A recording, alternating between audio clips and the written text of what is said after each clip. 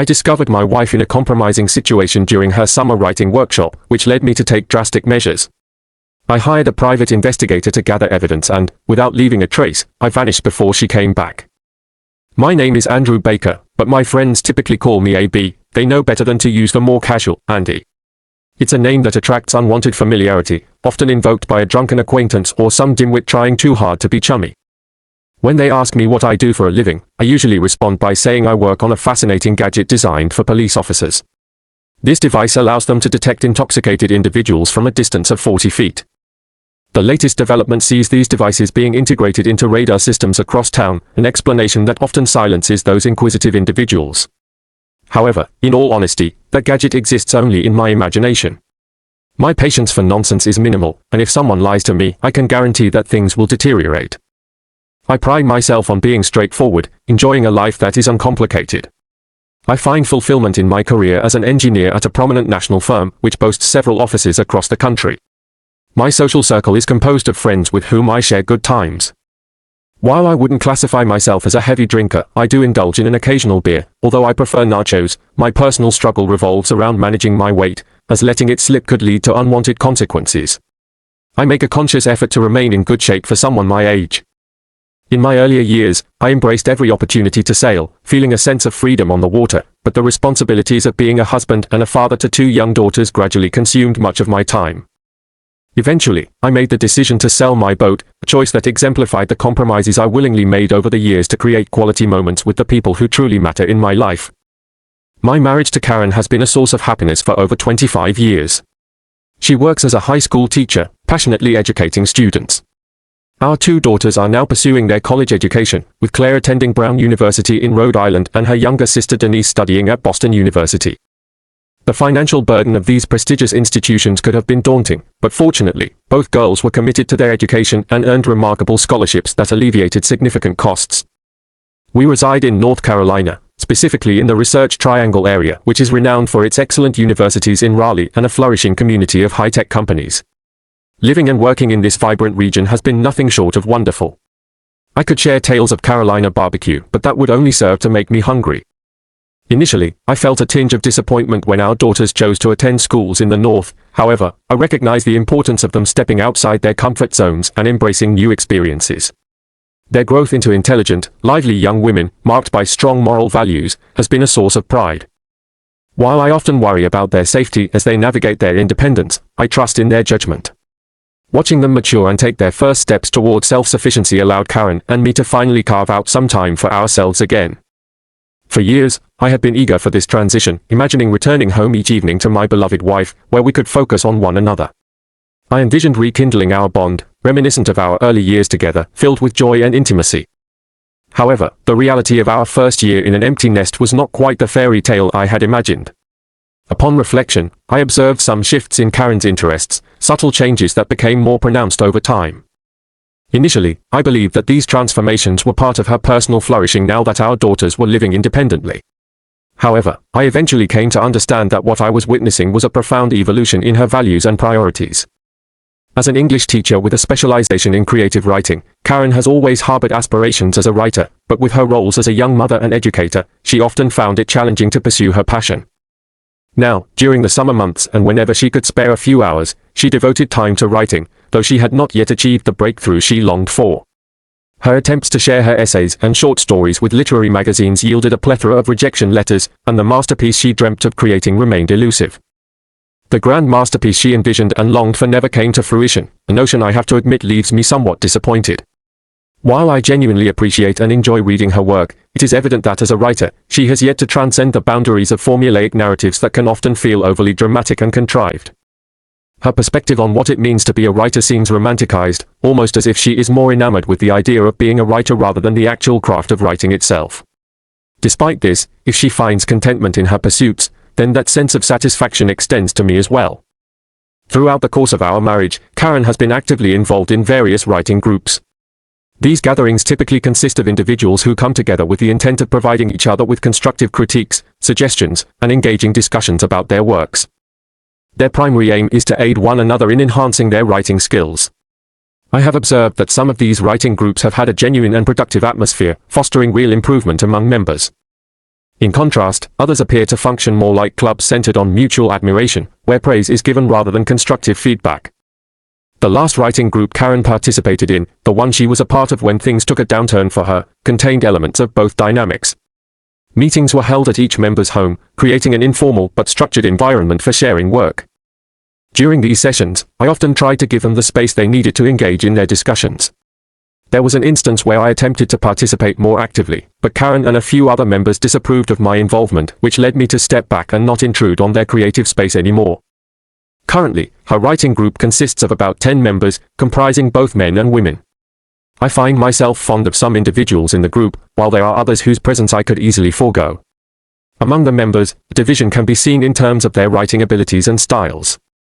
On one hand, half of the group members are rather unremarkable, lacking a distinct voice or presence.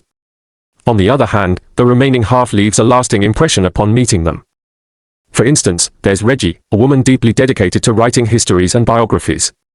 She invests considerable effort into conducting thorough research for her projects, resulting in works that possess a scholarly quality while still being engaging for readers. I have read all of her published works and have genuinely enjoyed the insights they provide. Then there's Betty, who has a penchant for crafting fantasy stories. Unlike many aspiring authors, I do not believe she views herself as the next J.K. Rowling. Rather, her writing leans towards the whimsical and light-hearted, akin to tales involving talking unicorns. Betty radiates friendliness, and it is clear that her writing is primarily for her own enjoyment, which is a sentiment that is hard to argue against. Bill, another member, takes on the role of the group's self-appointed jester. While his humor can be entertaining, I often feel that a little goes a long way. Aside from his penchant for comedy, he appears to be an all-around decent person. Frank, however, has always raised alarms for me. From the very first encounter, a sense of unease washed over me, and that feeling has persisted since that day. When I met Frank, it became apparent that he was the one being introduced to me, rather than the other way around. He looked directly at me, asking, "So Andy, what's your profession?" I glanced over at Karen, who responded with a slight frown and a shake of her head, signaling me to proceed with caution. I answered simply that I was an engineer, and in response, Frank offered a smile that felt more like a smirk. I positioned myself on the periphery of their gatherings, opting to remain somewhat hidden and unobtrusive while still being within earshot. Oftentimes, I would retreat to the next room, focusing on my work, or find myself on the back porch with the window slightly ajar, allowing me to hear their conversations. Eventually, I would notice that they would forget I was there. Early on, it became evident that when Frank and Karen conversed, there was a shared understanding and connection that made me uncomfortable. At times, he would bolster her confidence, while on other occasions, it felt as though he had access to her innermost thoughts in a manner that I found unsettling. He would reference past exchanges that appeared to exist only between the two of them, and I got the distinct impression that the other group members were oblivious to those moments. It may just be an instinctive feeling, but I have never warmed to it, and when I voiced my concerns to Karen, she brushed them aside. I have learned to accept that the remainder of the situation is ultimately up to her. During their meetings, a clear routine emerges. After the writing session, they tend to relax over some wine, allowing for a more casual environment where they can unwind. It is during these moments of leisure that I began to discern a facade among some members. This revelation struck me in the middle of the spring semester, around early March, when the conversation shifted to discussing the lifestyles of renowned writers. Someone casually remarked, "Oh, you know all the famous writers were alcoholics," followed by another who chimed in, "That's right. They wrote in the mornings and drank in the afternoons and evenings. It relaxes the mind and opens it up to new ideas." The group engaged in this discussion, romanticizing the notion that true creativity flourishes under the influence of alcohol. They spoke of how accomplished writers were said to experience a certain romanticism in their lives that fueled their work, seemingly glamorizing a lifestyle that often leads to both personal and professional turmoil. Writers often draw inspiration from the complexities of romantic relationships. This notion resonated strongly with Frank as he articulated his viewpoint. His words struck a chord with me, prompting a deeper understanding of his perspective on the creative process. Karen's interjection, however, was a revelation that hit me with unexpected force. Her enthusiastic acknowledgement of the thrill and intensity found in the secrecy of romantic entanglement suggested that these experiences could be potent sources of inspiration for storytelling. The idea of hidden emotions and the fervor of passionate connections became a focal point of discussion, eliciting laughter from some members of the group while others remained stoically silent. This dichotomy led me to suspect that perhaps it was merely a jest, yet I continued to listen intently to their dialogue throughout the evening. Bill humorously proposed that if we all indulged in a night of passion, it could lead to the creation of the next great American novel. His tone was ambiguous enough that I couldn't determine if he was fully serious or simply making a light-hearted comment. However, I felt compelled to challenge his assertion that character flaws should be the foundation for compelling writing. Great stories are built upon enduring qualities, humanity, empathy, and the courage to confront life's uncertainties. I had previously expressed my admiration for Betty, highlighting that unforgettable narratives often revolve around characters who confront significant challenges, strive for excellence against formidable odds, and ultimately leave the world in a better place. Frank, with a sarcastic edge, suggested that if I conjured the right spell, we could dodge the endless complications that accompany relationships. There were chuckles in response to his jest, though I could sense that Betty was not amused, and I suspected Reggie shared her sentiments. Their discussions shifted toward writers' drinking habits and the romantic affairs that sometimes punctuate their lives. I remained on the periphery, eavesdropping on their exchanges while keeping my thoughts to myself. Then, I caught an intriguing segment of Frank's commentary regarding the upcoming Illinois Writer Workshop. He announced that he had already submitted his application, exuding an air of hopefulness that he would be accepted. The prospect of 6 weeks dedicated solely to writing and collaborating with fellow writers sparked enthusiasm within him, and I felt a twinge of curiosity, as it was the first I had heard about this opportunity. Karen chimed in, expressing her desire to participate as well. Frank immediately encouraged her, asserting that her writing had significantly improved over the past year and expressing confidence in her chances of acceptance. Although I internally bristled at Frank's overzealous praise, I still held a deep-seated trust in my wife's intentions. After 2 decades of marriage, trust has transcended mere choice. It has become a fundamental aspect of our lives together. The notion of questioning her loyalty had never crossed my mind. Marriage, in its essence, is a partnership where one spouse embodies the other half of one's soul. Karen had consistently demonstrated her commitment to our union, and I genuinely desired for her to find the fulfillment and success that she sought. Yet, as the evening wore on, the foundation of that trust began to feel precarious. In the days that followed, I attempted to dismiss the unsettling conversation I had overheard. I had always prioritized trust in my marriage, a perspective that might be lost on younger couples. However, after years of commitment and shared life experiences, trust had evolved into an integral part of my daily existence. It was late April when I wrapped up my gardening tasks and made my way back indoors. As I approached the kitchen, the sound of my wife engaged in phone conversation caught my attention. Her words were shocking. She expressed excitement about 6 weeks devoid of responsibilities or commitments, clearly relishing the thought of being free from expectations. I halted and remained still, straining to hear more. Her comments about indulging herself for those 6 weeks stirred feelings of unease within me. With a sudden sense of urgency, I pushed the door open and entered the kitchen. Karen's startled expression was immediate. She abruptly ended her call, stating that she needed to prepare dinner and that the conversation had been with Reggie. The abruptness of her response piqued my suspicion, and I couldn't shake the feeling that her comments warranted further inquiry.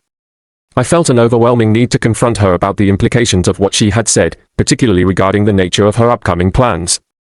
She had particularly emphasized that aspect about no one waiting for me to come home, and it lingered in my mind, casting a shadow over the evening. I sensed, however, that authenticity might be lacking tonight. As my mood darkened, I made a conscious effort to mask my feelings for the time being. Later that night, after dinner, the other shoe finally dropped. "AB, you won't believe the fantastic news I received today," she announced with an enthusiastic tone that contrasted sharply with my internal turmoil. "Remember that writer workshop in Illinois I applied for?" I hesitated, pretending to recall the details. Truthfully, I had heard about this workshop only because I had unintentionally overheard her discussing it during a conversation with a friend over a month ago. "No, I don't think you ever mentioned it," I replied, trying to keep my tone neutral. "I did mention it," she insisted, her voice slightly defensive but still bright.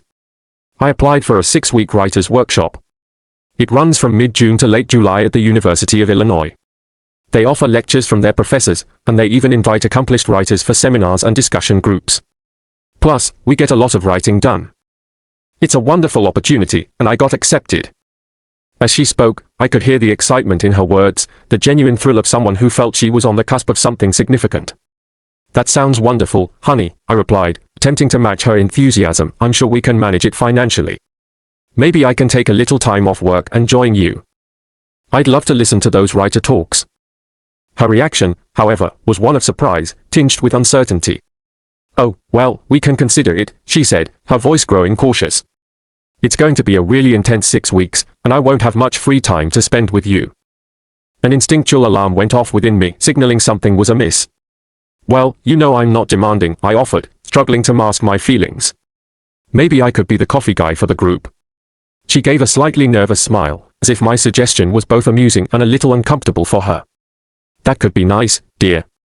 Let's see how it goes.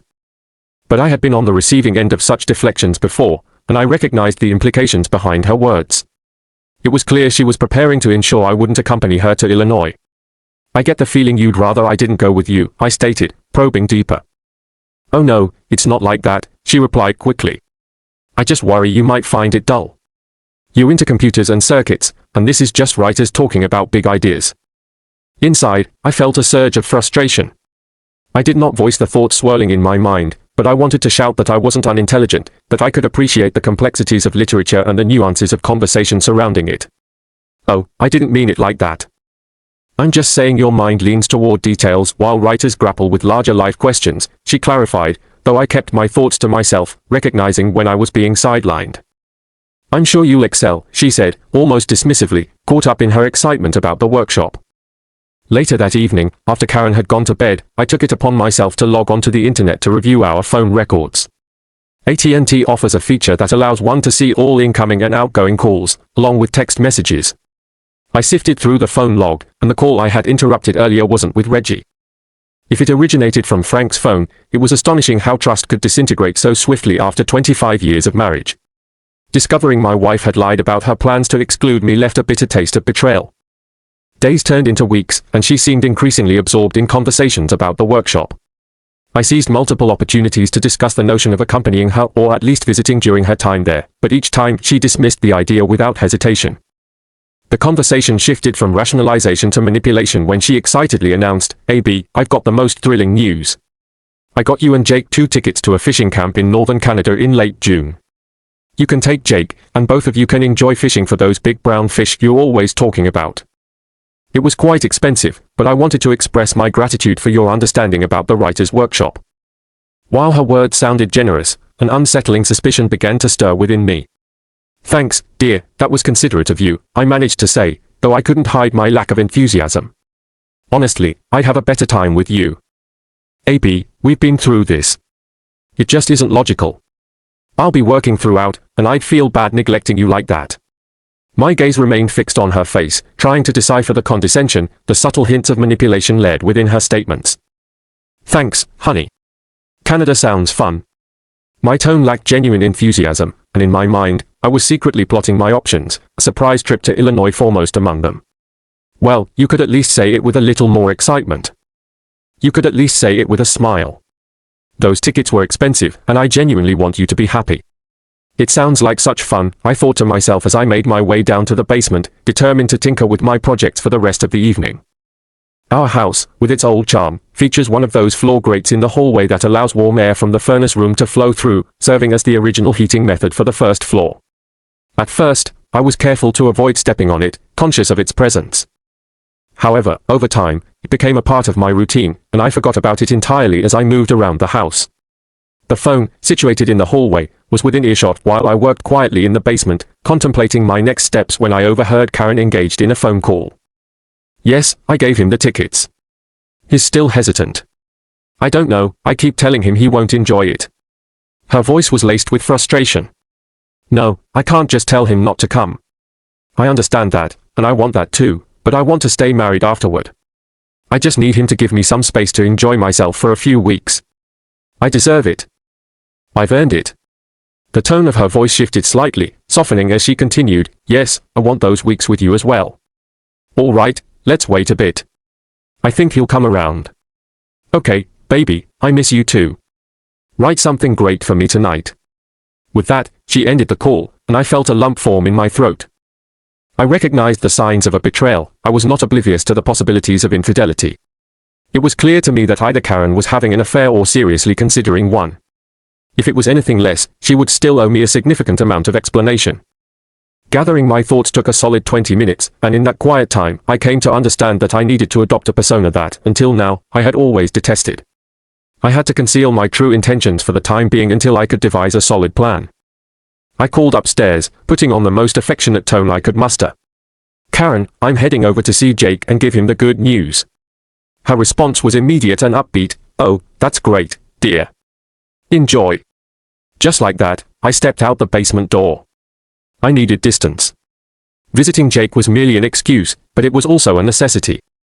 As I pondered my situation during the drive, I realized that I needed someone to confide in. Jake had been my closest friend since childhood, someone who could provide me with the support I needed. When I arrived, Jake wasted no time. You're kidding me. She wouldn't betray you, AB. No way, I don't buy it, it's just not her. He shook his head emphatically. She's certainly working hard to keep you away from that workshop. And her calling someone, baby? That's definitely not you. We settled into a silence that felt heavy yet comforting. Sometimes, that's what most guys need from a buddy, just the ability to sit together, sharing the burden of pain without the need for incessant talk. You need to have a conversation with her about this, AB. You can't go through the next couple of months assuming the worst without knowing the truth, Jake said finally. And what's she going to say? How much do you want to bet that when I checked the phone records tonight, it wasn't Frank she was talking to? It wasn't Frank she called baby, and it definitely wasn't Frank she's plotting with. I'm not taking that bet, Jake replied, leaning back in his chair. So, what's your plan? I'm going to sit down and have an honest talk. That's what you do after being together for 25 years. I'll express my love for her and let her know that I'm hurt she doesn't want me to go with her. I'll straightforwardly ask her what she's up to that makes her want to keep me out of the loop. Do you think she'll tell you the truth? No, I don't. But I'm going to tell her the truth, even if some of it isn't what she wants to hear. She'll understand how much I love her. She'll know that cheating on me would end our relationship, and then she'll probably try to convince me that I'm imagining things and suggest I just go fishing. I paused, a thought striking me. By the way, I've got 2 tickets for a fishing camp in northern Canada in late June, and one's for you. Nice. Jake caught himself midway through an enthusiastic response. I mean, I'm here to support you, buddy, he said with an awkward smile. I couldn't help but chuckle. I had always been sure where his loyalty lay. We chatted, shared our thoughts, and enjoyed a few drinks over the next 3 hours before I finally headed home. After dinner, I found Karen and asked her to sit with me in the living room. I opened up about everything that had been bothering me, well, almost everything. There were still a couple of things I held back, but the gravity of the situation weighed heavily on me. Sweetheart, I've got some serious concerns. I don't believe you've been completely upfront with me about this. I have strong concerns that you have not been entirely honest with me regarding the writer's workshop. I distinctly recall a conversation I overheard back in March where you were discussing this workshop with members of your writing group. At that time, it was clear that this event was significant to you, yet you did not bring it up with me until after you had already finalized your plans to attend. This omission does not sit well with me. Furthermore, I overheard you making remarks about how affairs are not uncommon among acclaimed writers. I found those comments particularly unsettling and far from humorous, as they cast a shadow over our relationship. It has been apparent that you have been in communication with Frank about your upcoming trip. However, when I try to ask you about it, you provide me with misleading information, indicating that it's another person you're discussing. You are fully aware of my feelings regarding Frank, and this behavior is hurtful. When you finally shared the news of your acceptance into the workshop, your demeanor suggested a deliberate distance from me, almost as if you were discouraging me from participating. While I understand that your attendance is a personal choice, I wanted to be included in this exciting new venture. Instead, it feels as though arrangements were made for me to be excluded without any prior discussion, like a commitment was made on my behalf without my consent. This leads me to believe that you are intentionally trying to create a situation where I will not be present while you are in Illinois. The lack of transparency on your part has caused me to start questioning not just your honesty but also your fidelity. I want to emphasize that I have never treated you with anything but trust and respect, and the thought that you could harbor such doubts about me is incredibly painful. All I've ever wanted is for you to enjoy yourself and embrace new experiences, but it is disheartening to think you suspect otherwise. My feelings are complex and often hard to articulate. I love you deeply, a love that has been cultivated since the day we met. However, I cannot simply dismiss the unsettling notion of betrayal. Is it possible that this writer's workshop serves as a means for you to escape our marriage, Karen? That moment marked a turning point in our conversation. What was once a dialogue filled with understanding and affection quickly turned into shouting and accusations. The rest of the night was filled with either heated arguments or an oppressive silence. Following that confrontation, there was a week of coldness between us. It became evident that you were employing the silent treatment as a tactic to compel me to capitulate, to yield to your unspoken demands. Despite this manipulation, I found that my resolve only strengthened. I came to the realization that I was not making any headway in our communication, and so I allowed you to believe that you had succeeded in silencing me. If you were indeed planning to betray me, I felt powerless to prevent it. The troubling phone conversation I overheard only intensified my concerns, leading me to believe you might have already crossed a line. After the tension between us, I begrudgingly expressed my gratitude to you for the upcoming trip to Canada. My mood, however, remained somber and did not improve until the trip concluded. Upon your return, it was striking how quickly you reverted to a more affable demeanor, acting as if you were the loving wife I once knew. This sudden change only fueled my suspicions further. It felt as if you had flipped a switch, and I recognized such manipulation for what it was. The Illinois Writers' Workshop, positioned a mere 500 miles away, was an environment I had no connections to. Seeking guidance on how to navigate my growing concerns, I turned to a coworker who had experienced similar situations. He provided me with the name of a person based in Illinois, someone who could offer assistance. Given the workshop's location on a state university campus, I saw it as an advantageous opportunity for discreet observation. Although the operatives I consulted could not directly participate in the workshop, they would be able to navigate the campus, conducting observations as necessary. Participants would share meals in the campus cafeterias, socialize at local bars, and reside in a large dormitory with fellow attendees. This arrangement opened avenues for inconspicuous surveillance. Some students would even be working on my behalf, equipped with advanced devices to gather information. As the school year drew to a close, our daughters made the decision to stay at their universities for the summer to collaborate in research labs alongside their professors. This left us as empty nesters once again, prompting me to make a concerted effort to reconnect with you. I invited you to dinners that I prepared at home, took you to various shows, and tried to create an atmosphere of joy and shared experience. You appeared to enjoy these outings, which led me to believe I was making headway in mending our relationship. However, whenever I expressed my love for you, I couldn't shake the feeling that you responded with a dismissive attitude, as if my affection was something you merely acknowledged rather than valued.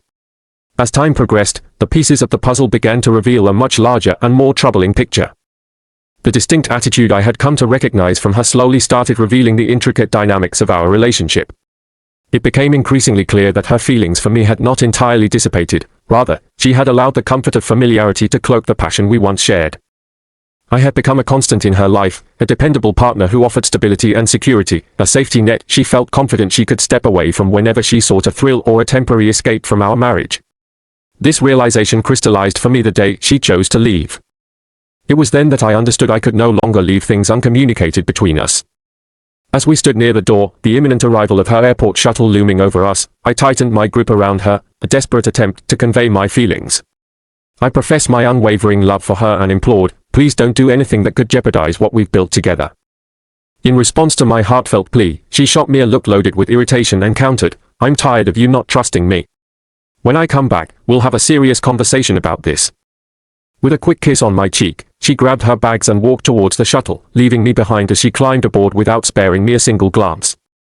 In that instant, a heavy certainty weighed on me. My marriage, spanning 25 years and shared with our 2 grown daughters, felt like it was quietly crumbling apart without any dramatic conclusion. The private investigator I hired executed his task with precision, uncovering the stark reality of her actions with surprising ease. According to his reports, she and her new companion, Frank, displayed little concern for discretion as they engaged in their affair in a place far removed from the scrutiny of our everyday lives. Upon their arrival at the workshop, I noted that Karen had likely removed her wedding rings during the flight, as they were conspicuously absent from her finger. She went so far as to openly declare herself as recently divorced, throwing herself into an infatuation with Frank that resembled the giddy affection of high school sweethearts. The two were inseparable, frequently displaying their affection through kisses, hand-holding, and the kind of closeness that made it painfully clear that the bond we once shared was dissolving right before my eyes. To gather irrefutable evidence, my investigator cleverly installed a small video camera in the hallway of the dormitory where they were staying. Although Karen and Frank were assigned separate rooms, they consistently opted to stay together, often using her room but sometimes his as well. They spent countless nights under the same roof, a fact I was already aware of but needed substantiation for the sake of closure. One evening, as dusk began to settle in, my wife and Frank chose to retire early for the night. 2 operatives, masquerading as typical college students, casually positioned themselves against the wall and discreetly slid a miniature fisheye camera beneath the door of the room they occupied.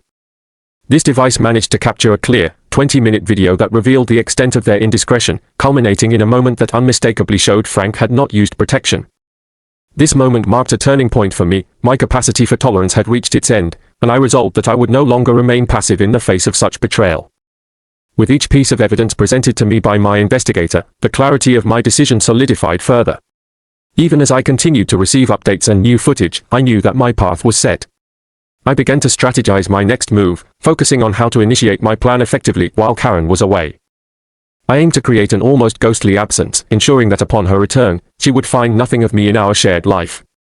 There would be no lengthy conversations filled with justifications or attempts to reconcile, only a straightforward dissolution of our marriage awaited her.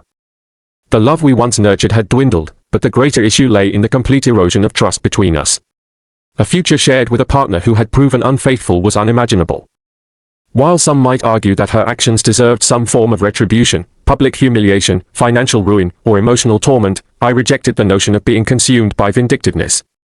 The law offered no recourse for such petty revenge, and I had no intention of allowing myself to be entwined in a cycle of bitterness that could ultimately ruin the rest of my life. My resolution was not about revenge, it was about reclaiming my own power. By removing my steady presence from her life, I intended to strip her of the very foundation she had taken for granted. Frank was not a worthy alternative. He could not provide her with the emotional support and stability she would ultimately need as a 50-year-old mother navigating the complexities of life. My concern for her well-being had waned, and I knew I would no longer be part of her story. Every few days, my private investigator provided me with more photographs and video evidence, each one reinforcing the reality of her betrayal and the broken promises that once bound us. The person who had sworn to love me above all else had shattered that commitment, and as I prepared to step away from my marriage, I found a profound sense of clarity in knowing that I would take control of my own destiny. The situation had become increasingly laden with evidence of betrayal from the individual who once vowed to me unwavering loyalty. The reports I received were not just difficult to read, they were a painful reminder of the trust that had been shattered.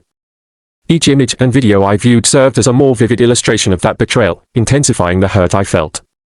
However, it was the audio recordings that proved to be the most challenging to endure, especially when the conversations centered around me. It was excruciating to hear them joking and discussing their escapades, particularly with the insincerity that dripped from their words. Despite the discomfort, I would often receive cheerful messages from him about the recent fishing successes he was enjoying, describing the beauty of the location and expressing gratitude for my support. He reached out nearly every day with an almost childlike enthusiasm, oblivious to the reality of the situation. My friend laughed, commenting on his naivety, his clueless. Frank chimed in, suggesting that I should keep him uninformed and treat him as if he were a mushroom, kept in the dark, ensuring I would be unbothered by his incessant messages. Why not let him enjoy his little escapism for now? He said, dismissing the notion of my return as a confrontation. However, the thought of returning to face that so-called nerd, who had the audacity to repeatedly accuse me of infidelity, ignited a fire within me. How dare he accuse me of cheating? I raged inwardly. Yet, as I reflected on my own actions, a tinged laugh escaped my lips, uttering a thoughtless remark about perhaps having another woman sharing my bed during this supposed break from our marriage. My friend found my comment amusing, and her laughter was contagious. There was a part of me that considered the possibility that maybe he was onto something with his insinuations, but I firmly decided I would not tolerate such behavior any longer. I am a writer, I reminded myself, feeling a renewed sense of purpose. I cannot allow him to impede my potential with his endless technical chatter about circuits, computer jargon, millimeters, and micro-thingamajigs. My mind was brimming with big ideas that he simply could not appreciate. As I continued to reflect on my current predicament, I contemplated various options for revenge. However, I quickly realized that none of those choices would truly provide me the satisfaction I craved as long as my life remained intertwined with hers. A single, clear choice emerged in my mind: I had to distance myself from her. With this determination in mind, I sought an open dialogue with my boss, explaining my circumstances. He empathized with my situation, having endured something similar himself not long ago. Demonstrating his understanding, he arranged for me to transfer to our company's office located in Portland, Maine. The prospect of moving to Portland was appealing for several reasons. I was familiar with the team there, they were competent and professional, and I genuinely enjoyed their company. Both the town and the state held a certain charm that drew me. Consequently, I scheduled movers to transport half of my furniture along with all my personal belongings up north. I paid close attention to my car, ensuring it was in excellent condition for the journey ahead. Additionally, I consulted with a lawyer to initiate the divorce proceedings, taking the necessary steps to protect my interests. Regarding financial matters, I was aware that Karen had her own insurance and retirement account, so I took decisive action to remove her name from all my assets, designating my daughter as the beneficiary instead. I signed a quitclaim deed for the house, transferring ownership to her in exchange for no alimony. She would retain her car but would have to manage her insurance independently. I plan to address the bank accounts and credit card issues later, all while keeping my intentions discreet from that moment forward. I then committed to reinforcing my resolve. I attempted to reach out to Karen via phone to ask about the progress of her workshop and to express my lingering affection. I believed that hearing her fabrications would only strengthen my conviction that my actions were justified. True to my expectation, she answered with an enthusiasm that struck me as insincere, hurriedly expressing her affection before rushing off to dinner. It wasn't long before my private investigator provided me with further confirmation of my suspicions. Frank was right there with her, exchanging knowing glances and making mocking gestures. This revelation solidified my decision. It was clear to me that she had taken the entire situation as a joke, affirming my belief that I was on the right path. Moving forward, I decided to communicate with her primarily through text messages rather than phone calls, as I feared my emotions would get the better of me if we spoke directly. I sent her updates about my fishing trips, but in reality, I had arranged for Jake and his wife to undertake those outings, allowing them to enjoy themselves while I maintained my distance. Before my departure, I paid them a farewell visit, and they promised to come see me once her 6-week workshop concluded. As the workshop drew to a close, I began to finalize my preparations. A friend of mine, a real estate agent, provided me with a "for sale" sign, which I placed conspicuously in the front yard of the house. Although I knew I could not legally sell the house without her consent, especially since I had already transferred ownership to her, she remained unaware of this detail. When she returned home, that sign would be the first thing she noticed. I also changed the locks on the doors, transforming the house into a less familiar space for her. In the final touches of my plan, I selected specific photographs from her trip, including explicit still images taken in the vicinity of Frank's door, and compiled a copy of the private investigator's report. I left everything on the dining room table. Deliberate choice meant to convey a message. I wanted her to see that her actions had not gone unnoticed. The evidence of her betrayal was laid out for her to confront. Most of my possessions had already been loaded onto a moving truck, scheduled to be stored until I decided on my next steps. All I managed to take with me were 2 suitcases, my briefcase, laptop, and my beloved guitar. That guitar was essential. I could not bear to leave something so dear in the hands of anyone else, especially with Frank possibly involved with my wife. While he may have taken her heart, my guitar held a different kind of value, one that I cherished deeply. My initial intention was to leave early the following morning, knowing she would not return until later that night. This plan seemed foolproof. I would be long gone by the time she stepped back into the house, leaving no trace of my departure. However, as the night wore on, a change of heart took hold of me. I wanted her to feel the sting of betrayal immediately, to be engulfed in worry and confusion upon her return.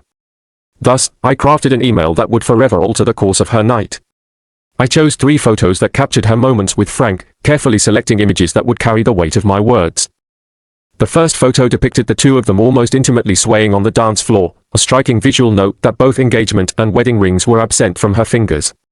The second image froze them in time as they walked hand in hand into his dorm room, an act of undeniable affection. The third and final image was a stark reminder, a screenshot from a video taken in the same dorm room, her expression unmistakable. I hoped that as she viewed these images, they would taint her romantic evening with Frank, forcing her to confront the reality of her choices while they searched frantically for cameras that had already been removed. After sending the message, I turned off my phone for good measure. Leaving the house that had been our family home for so many years invoked a complex blend of emotions, pain, uncertainty, and an unusual sense of freedom all intertwined. This moment felt like one of the most challenging yet liberating experiences in my life. The woman I had once known as my wife had vanished from my life. She was gone, and yet I found myself grappling with the unfamiliarity of her absence. It was as if she had died, even though I had played no part in her loss. The person who now resembled my wife was a stranger, someone I no longer recognized and had no desire to reconnect with. Embarking on this new chapter meant facing an unknown path ahead. Amidst the profound sense of loss, an odd feeling of liberation emerged, lifting the heavy burdens of deceit, betrayal, and belittlement from my shoulders, if only for a moment. The cost of this newfound freedom was steep, as half of my life had become inaccessible overnight. Despite the late hour, my mind buzzed with thoughts and emotions, prompting me to drive approximately 100 miles along the quiet highway, lost in contemplation until I found a hotel to rest for the night. I yearned for a genuine experience. I wanted to avoid a faceless chain hotel in favor of a local establishment that promised an authentic breakfast. After some searching, I discovered such a place and savored what could very well be my last plate of grits for an extended time. As I enjoyed those grits, my thoughts began to shift, and I found myself reconsidering my journey to Maine. This trip represented the beginning of my fresh start, and I had a long drive ahead of me. I could have hastened my escape from my problems, but time was on my side with a 2-week window before work resumed. Why rush? I needed to process my thoughts, come to terms with her betrayal, and leave the past behind. Instead, I made the conscious choice to take my time, cherishing the scenery I would encounter on my northward drive and embracing each state and its residents as I passed through. This week would serve as my transition from the life I once knew to the one I was set to embrace. I intended to indulge my senses, including my taste buds, to cleanse myself of the mistakes and ugliness of my past, preparing myself for a new beginning. The remainder of my day was spent wandering through Williamsburg amidst the summer crowds. I marveled at the craftsmanship of skilled artisans as I explored the vibrant streets, reveling in the creativity that surrounded me. Despite not having a reservation, I managed to secure a place to stay for the night. After a light dinner, as I settled in, my thoughts drifted back to my marriage and its unraveling. I found myself wondering how my wife would react upon her return home. Imagining the scene, I pictured her seeing the for sale sign in the front yard and realizing that her keys no longer granted her entry into the house we had once shared. The following day, I set off north, choosing a route that led me along the back roads toward Annapolis, Maryland's capital. The drive took me through small towns and historic plantations situated alongside Virginia's ancestral rivers, such as the York, Rappahannock, and Potomac, flowing gracefully into the Chesapeake Bay. Each mile and each stop served as a reminder that my past was behind me, paving the way for a future yet unwritten. Ahead of me stretched a solitary road, its winding course a metaphor for the journey that lay before me, one that promised to lead me away from the shadows of betrayal and into a new chapter of my life. This path was not just a physical road, it represented hope and the possibility of reinvention. I was determined to follow it, embracing the uncertainty of what lay ahead while leaving behind the pain that had marred my past. As I sat in the hotel room in downtown Annapolis, the weight of my decision began to settle in. It was time to power on my cell phone, a task I had been avoiding. As the screen lit up, I was greeted by an overwhelming number of missed calls, emails, and text messages. It was no surprise to see that the majority of these communications were from Karen, my estranged wife. A handful came from friends who were sincerely concerned about my well-being. I took a deep breath and began the arduous process of reading through each message, listening to the voicemails, and absorbing the gravity of my situation. Doing so was challenging, however, it was a necessary step toward moving on. Initially, Karen's messages were filled with attempts to convince me that everything was not as it seemed, that perhaps there had been a misunderstanding. Those pleas were sent from Illinois before she returned home, unaware of the full picture that had begun to unfold. I knew it was only a matter of time before she would confront the reality, aided by photographs and the private investigator's report that had revealed the truth. Meanwhile, my friends attempted to inform me that Karen had reached out to everyone she thought might help locate me. What she didn't realize was that she was searching in all the wrong places. Jake and his wife were clued in about my situation, but I had deliberately kept other friends in the dark. I planned to share the truth with them when I felt more settled. However, a sense of urgency washed over me when I noticed 2 missed calls from my daughters. Karen had contacted them in her desperate attempts to track me down. I had chosen not to inform them about my decision to leave their mother because I wanted to have that conversation face to face. Yet, I couldn't let them remain anxious, so I decided to call and calmly explain the situation. They were understandably upset and had difficulty processing the fact that their mother was capable of such betrayal. To help them understand, I sent them the same photographs and the private investigator's report that I had shared with Karen. After seeing the evidence for themselves, they promised not to disclose my whereabouts to their mother, providing me with a sense of relief amidst the turmoil. In addition to the overwhelming messages from Karen, there was 1 missed call from my lawyer. He had news that added another layer to the unfolding drama. Karen had officially been served with divorce papers. This was a clear indication that I was serious about ending this chapter of my life. My lawyer further informed me that Frank's wife had received a complete set of incriminating photographs, videos, and audio recordings from his 6-week workshop, which was almost poetic justice for him. On the 3rd day of my journey, I drove through northern Maryland, the excitement building as I approached New Jersey. However, I didn't stop there. I crossed into New Jersey but continued on until I reached Connecticut. Once in Connecticut, I took a few hours to explore some of the historic coastal towns. I didn't have a specific destination in mind. Instead, I was drawn to the unique architecture that was so different from what I was accustomed to in North Carolina. This change in scenery ignited a feeling of renewal, both in my external surroundings and within myself. In a light-hearted moment, I found myself spending an hour in Groton, looking out for submarines. I knew those stealthy vessels were often hidden beneath the waves, but my mind wandered to the peculiar process of refueling them, where a hole is cut into their hulls to access the reactor for maintenance. Such a thought struck me as a fitting metaphor for my own life. Could it be that Karen's betrayal, which had so painfully torn a hole in my heart, was the first step toward re-energizing my existence? Was it possible for me to heal and find a new purpose as I embarked on this journey of discovery? The next morning, I woke up with the knowledge that the day ahead would present one of my greatest challenges yet. After indulging in a hearty breakfast filled with eggs, bacon, toast, and a robust cup of black coffee, I prepared myself for what would be an immensely difficult conversation with my eldest daughter, Claire. The drive to her dormitory was short, but I felt the weight of the impending discussion bearing down on me. Upon arriving at the campus late in the morning, we agreed to delay our serious conversation for a while. Claire wanted to maintain an air of normalcy, so we spent some time wandering around the campus. She showed me the various spots that were significant to her, and later took me to the cafeteria, where she introduced me to her friends. Observing them filled me with a sense of hope. They embodied the qualities I had always wanted for her: kindness, attentiveness, and a spirit of mutual support. As we were leaving, I pulled Claire's roommate aside, acknowledging the tough day that awaited my daughter and asking her to keep a close eye on Claire during this challenging time. She assured me, "Of course, Mr. Baker. We're all here for her." This small interaction solidified my belief that Claire had indeed chosen her friends wisely, and it provided me with a sense of comfort amidst the turmoil of my own life. In those hours spent with Claire, I felt a mixture of emotions wash over me. I knew that our long-awaited conversation loomed ahead, but for now, I cherished the time we had together, hoping to instill a. Claire and I devoted several hours to a profound conversation in her dorm room. The atmosphere was thick with emotions as I shared a collection of photographs and audio recordings that I had never anticipated revealing to one of my children. As we spoke, I observed the turbulent shift in her emotions between sadness and anger. "I can't believe Mom would do that," she exclaimed. Her disbelief was palpable. Is she even the same person who raised us? What kind of disgusting person has she turned into? At that moment, I felt compelled to interject, despite my understanding of her feelings. "Claire, regardless of what she's done, she's still your mother," I reminded her gently, striving to provide a sense of balance. "Remember, it's me she's betrayed, not you." Claire's response was immediate: "Sorry, Dad, but she shattered my only family. This is absolutely affecting me." I could not deny the truth behind her words. Our family was irrevocably changed. As the afternoon wore on, we continued to discuss our feelings, and I shared my plans moving forward. I encouraged her to gather her friends for a night out, suggesting we go to the best restaurant in town, or, at least, the best one within my budget. It was clear that everyone welcomed the chance to escape the monotony of their usual dining hall food. During dinner, I recounted humorous stories from my own college dining experiences, which seemed to elicit a newfound appreciation for the meals they typically took for granted. After our dinner, I found accommodations at a local hotel, allowing me to rest before my next day's journey. The following morning, I met Claire for breakfast.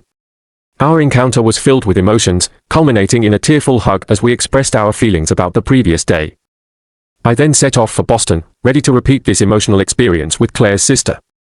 Claire must have informed Denise about the events, as her reaction was notably more composed than that of her older sister. Though disappointment and anger were still present in her demeanor, there was a discernible lack of surprise. Denise asked to see the evidence, and I complied, showing her what I had collected. Just then, as we were deep in conversation, Claire's mother called. I quickly provided the universal sign for no, indicating that I was unavailable. I shook my head vigorously, gestured emphatically, and mimicked a throat-cutting motion, a clear signal that Denise understood. It was evident that Denise had always been the more level-headed member of the family. Then, unexpectedly, Denise made a statement that caught me completely off guard. "Dad called last night, didn't he? Is it true you've become a woman who cheats on her husband and lies about it, becoming involved with multiple partners?" I was taken aback by her directness. My instinct was to scold her for addressing her mother so harshly, yet I could not dismiss the truth embedded in her words. "You heard me, Mom. You spent 6 weeks being involved with someone else while Dad was alone at home. Was it worth it? Was it worth losing your marriage over?" It was astonishing to witness my daughter articulate such thoughts with such clarity. I made a mental note to never get on her bad side. As the conversation dwindled, Denise informed me that her mother had been largely in tears, frantically attempting to provide excuses, but my daughter wasn't swayed by the justifications. Later that evening, I took Denise and her friends to a Thai restaurant named the Elephant Walk, conveniently located not far from the campus. Just like Claire, Denise had chosen her friends wisely, and the dinner turned into a delightful experience. On our way back to campus, one of her friends turned to me and said, "Mr. Baker, Denise told us about what you're going through. She was really upset last night, but we supported her. Maybe you could visit us again, and we'll treat you to the cafeteria." This remark incited laughter from the group. I replied teasingly, "Well, actually, maybe we can find a better place than that." This suggestion sparked more giggles, and we shared light-hearted laughter all the way back to her dorm. I found a place to stay for the night and, the next morning, enjoyed breakfast with Denise. As my journey progressed into the 7th day, I continued northward. I left Boston behind, making my way to a location merely 2 hours south of Portland. My focus gradually shifted from the turmoil surrounding my soon-to-be ex-wife to my daughters, who were growing into extraordinary, principled young women. My pride for them swelled as I recognized that they would navigate the impending divorce with greater strength than I had anticipated. The challenge of the day lay in leaving these two incredible individuals behind, with no certainty of when I would see them again. However, it turned out my anxieties were unwarranted. I was not ready to confront the reality of initiating my new life just yet. Thus, when I arrived in Portsmouth, New Hampshire, I decided to veer westward towards the stunning White Mountains and the Presidential Range. Upon entering the White Mountains, I boarded the Cog Railway, which would take me to the summit of Mount Washington, an excursion that offered a chance for reflection amidst the picturesque landscape.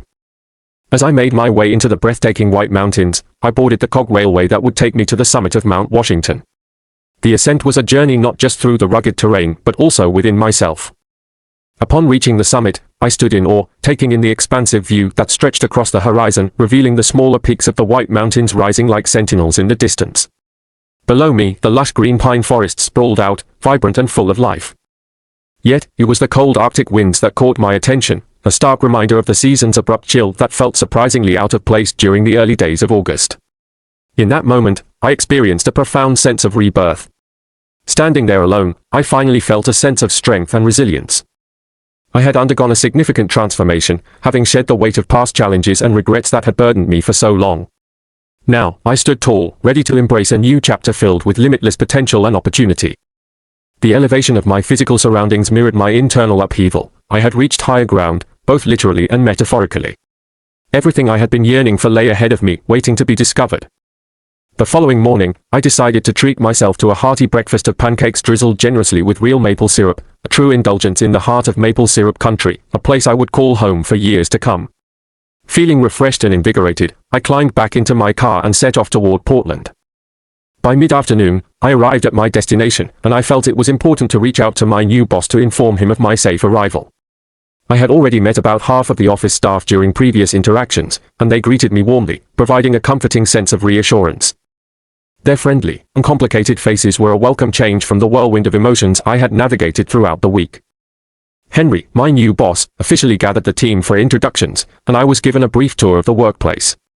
To my surprise, the office staff quickly decided on the evening's dinner plans, a choice I initially presumed would lead us to a downtown restaurant.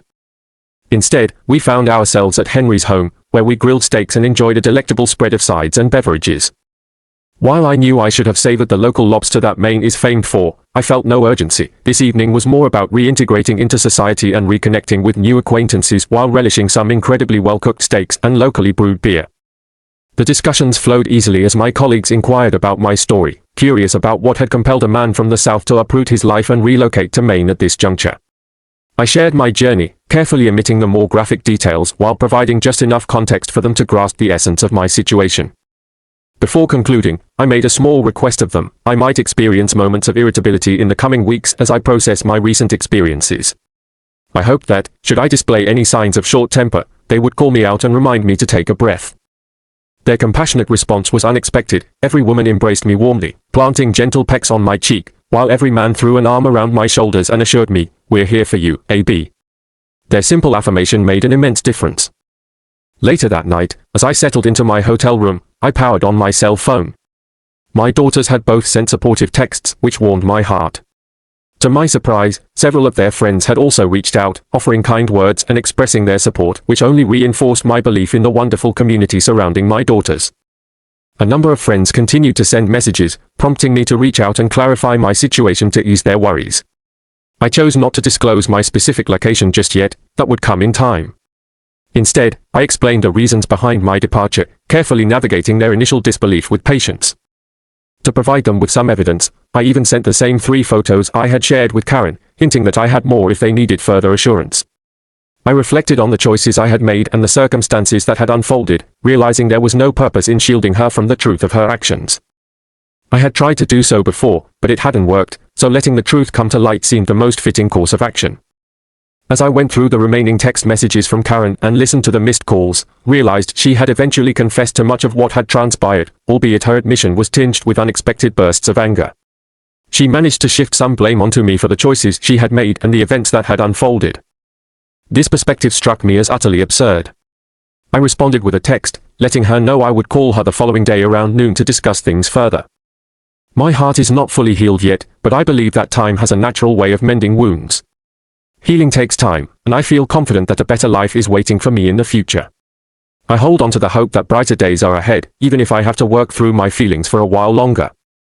On a side note, I have noticed that Frank's wife shares a similar traditional mindset as I do. In fact, she took a strong stand by kicking him out of their home and choosing to divorce him. It's quite surprising and unfortunate that both Karen and Frank have yet to find success in their writing careers, and they remain unpublished. This situation adds another layer to the challenges they face, and it is interesting to observe how things unfold for them.